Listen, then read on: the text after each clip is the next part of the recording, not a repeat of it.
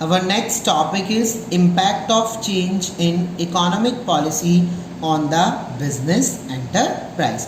जो हमारी new economic policy जब मार्केट हमारी इंडिया में इंट्रोड्यूस हुई, that is LPG, liberalisation, privatisation and globalisation, उसका क्या बिजनेस एंटरप्राइज पर क्या इफेक्ट पड़ा, क्या क्या चेंजेस आए, बिजनेस एंटरप्राइज पर क्या क्या इम्पैक्ट पड़ा. The first thing is this increasing competition.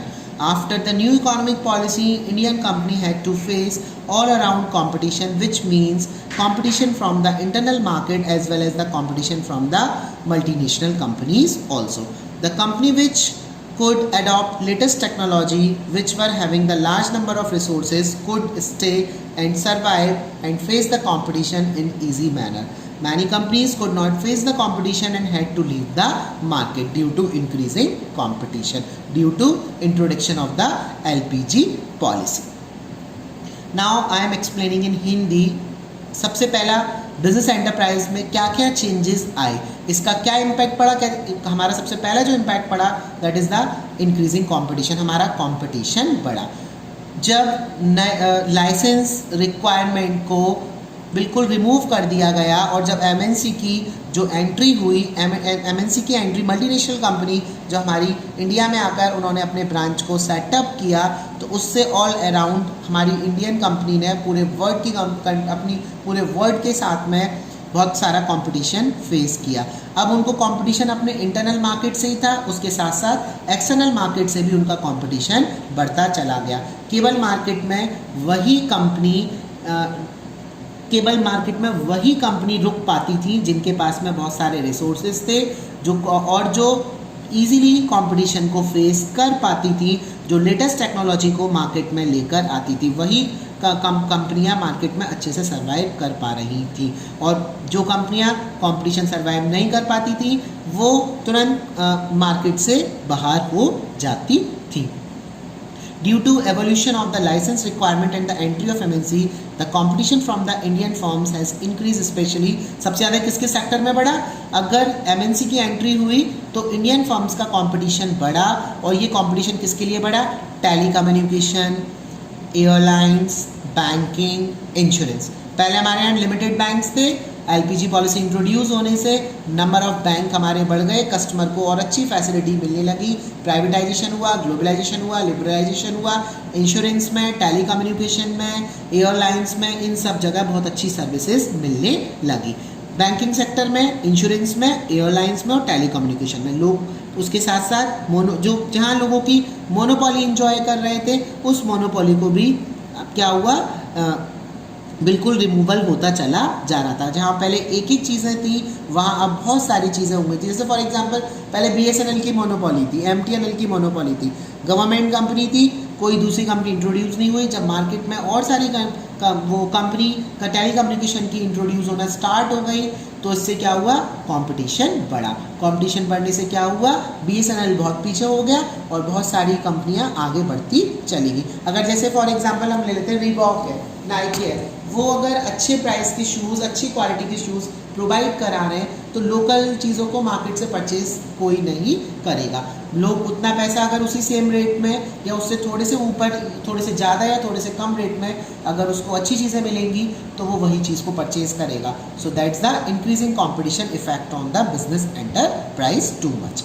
Number 2, more demanding customer.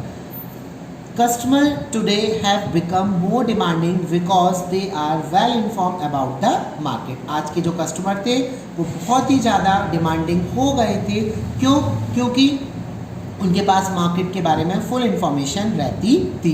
कितनी कंपनियां हैं, किसके क्या प्राइस हैं, क्या प्रोडक्ट है, कौन किस प्राइस पे गुड्स दे रहा है. Increasing competition give the customer wider choices. Competition बढ़ा, कस्टमर की चॉइसेस भी बढ़ी. चॉइसेस बढ़ने के साथ साथ कस्टमर की परचेजिंग पावर भी बेटर होती चली गई. वो उन्हीं गुड्स एंड सर्विसेज को मार्केट से परचेज करते थे जो better quality goods and services provide कराती थी. That's a part of more demanding customer. New economic policy आने से कुछ इंडस्ट्रीज़ ने अपनी प्रोडक्शन यूनिट को सेटअप किया, जिससे क्या हुआ कि कुछ सेक्टर्स में शॉर्टेज आने लगी, कुछ सेक्टर्स बहुत अच्छे से ग्रोथ करने लगे. इसकी वजह से जब मार्केट हमारा प्रोड्यूसर ओरिएंटेड हो गया, तो प्रोड्यूसर ओरिएंटेड होने से क्या हो गया, मार्केट में जो की पर्सन होते हैं उनके लिए बहुत प्रॉब्लम आने लगी। बट न्यू इकोनॉमिक पॉलिसी के बाद बिजनेसमैन इजीली प्रोडक्शन लाइन को ज्वाइन करते थे, फॉरेन कंपनीज आती थी, वो अपनी प्रोडक्शन यूनिट इंडिया में सेटअप करती थी, जिसके बाद हर सेक्टर में शॉर्टेज नहीं होती थी। पहले क्या होता था, डिमांड ज़्यादा थी, हम सप्लाई उतनी प्रोवाइड नहीं करा पाते थे। अब क्या था कि हम पहले हमारे हिसाब से चीज़ें बनती थी, पहले कंपनी अपने हिसाब से चीज़ें बनाती थी। अब क्या होने लगा कि हम कस्टमर की नीड एंड वांट को सर्च आउट करने के बाद हम गुड्स को बनाते हैं। तो अब ये हमारा जो शिफ्ट था producer market to buyer market, हमारा क्या हुआ, जो हम खुद से चीज़ें मतलब जो चीज़ें हम अपनी चॉइस से बनाते थे वो हमें कस्टमर की चॉइस से बनाने लगे। तो हम मार्केट में कोई भी चीज़ें बनाते हैं तो कस्टमर की नीड एंड वांट को ध्यान में रखते हैं, कस्टमर की डिमांड भी बढ़ती चली जा रही है। Number 3, market orientation. Earlier firm have production oriented marketing operation. पहले टाइम में जो फर्म थी वो क्या थी, प्रोडक्शन ओरिएंटेड थी, जो मार्केटिंग ऑपरेशन था वो प्रोडक्शन ओरिएंटेड था। Where they use to produce first and then go to market. पहले वो चीज़ों को बनाते थे फिर वो मार्केट में जाते थे। In the fast changing world there is a shift to market orientation where firm have to study and analyze the market to identify the need and produce goods accordingly। अब जैसे जैसे हमारा वर्ल्ड में changes आते जा रहे हैं तो ये हमारा शिफ्ट मार्केट ओरिएंटेशन हो गया है। पहले हमें बहुत सारी स्टडी करनी पड़ती है, हम रिसर्च करते हैं, एनालिसिस करते हैं, उसके बाद हम कस्टमर की नीड एंड वांट को सेटिस्फाई करने के लिए उन्हीं गुड्स को बनाते हैं जिसकी डिमांड मार्केट में ज़्यादा रहती है। तो हम प्रोडक्शन ओरिएंटेड से हम किस में हो गए, मार्केट ओरिएंटेड हो गए। So first we have to identify the need and want of the customer, that is called the market orientation.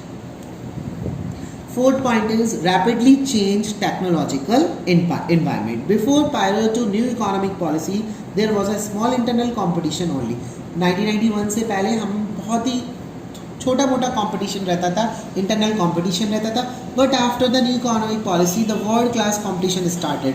But 1991 के बाद हम वर्ल्ड क्लास कंपटीशन देने लगे, क्योंकि हम ग्लोबल कंपटीशन में खड़े हैं। बहुत सारी कंपनी आती थी जो बेटर टेक्नोलॉजी लेकर अपने साथ आती थी। जब आप बेटर टेक्नोलॉजी की तरफ बढ़ते हो तो इससे क्या हो रहा है कि टेक्नोलॉजिकल एनवायरनमेंट भी चेंज होता चला जा रहा है। To adopt and implement the world class technology the investment and research and development department has to increase. जब हम वर्ल्ड क्लास टेक्नोलॉजी को अडॉप्ट करते हैं तो उसके लिए हमें एक पर्टिकुलर डिपार्टमेंट हमें सेटअप करना पड़ता है, जिसको हम क्या नाम देते हैं, रिसर्च एंड डेवलपमेंट डिपार्टमेंट का नाम हम देते हैं।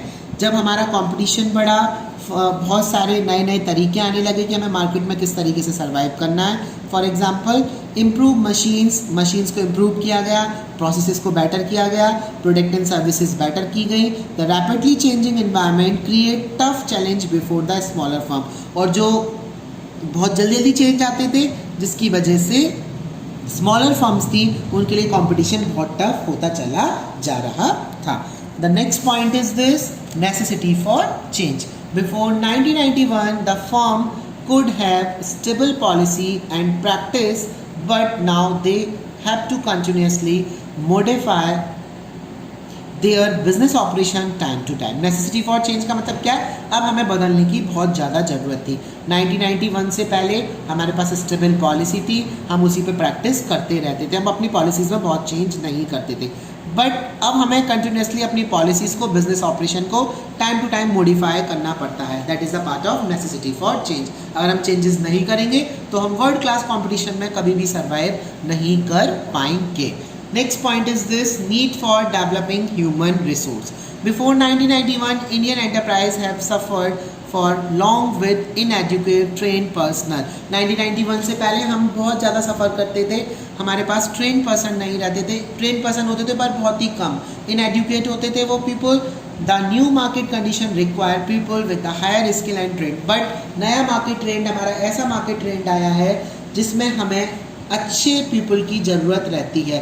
सो hence Indian company felt the need of develop their human skill. तो इंडियन कंपनी को फील हुआ कि हमें अपनी ह्यूमन स्किल्स को, मीन्स ह्यूमन रिसोर्स को और ज़्यादा डेवलप करना चाहिए. We want trained people. अब जितनी भी MNCs हैं आप देखते हैं उसमें अच्छे अच्छे कॉलेज से बच्चों को हायर करके, स्टूडेंट्स को हायर करके लिया जाता है. उनको बेटर टेक्निक सिखाई जाती है, उनको ट्रेनिंग, उनका पूरा ओरिएंटेशन, उनका पूरा वर्क ट्रेनिंग चलती है, समर ट्रेनिंग उनको प्रोवाइड की जा रही है. ये सब चीज़ें किसके बेस पर होती है? That is the necessity for change. Now need for developing human resource. अगर नेसेसिटी फॉर चेंज है तो हमें उसके अकॉर्डिंग ही अपने ह्यूमन रिसोर्स को भी डेवलप करना चाहिए. जितना ह्यूमन रिसोर्स डेवलप होगा, फिर वही बात आ जाती है, अगर जितना हमारा ह्यूमन रिसोर्स डेवलप होगा उतना ही ऑर्गेनाइजेशन को परफेक्टली प्रॉफिट होता चला जाएगा. Your next and last point is this: loss of budgetary support to public sector. Prior to 1991, all the losses of the public sector were used to made good by government by section special funds from budget. 1991 से पहले जो भी public unit loss सफ़र करती थी, government उनको एक special अपने budget में से स्पेशल फंड सेंशन उनको कर दिया जाता था, जिससे उनका लॉस रिकवर हो जाता था. But today the public sector have to survive and grow by utilizing their resources efficiently. But now the time change, because of necessity for change, the public sector also survive and grow very efficiently because they utilizing their resources too much goodly. Otherwise these enterprise have to face disinvestment. Otherwise क्या होगा? ये enterprise disinvestment को face करेंगे.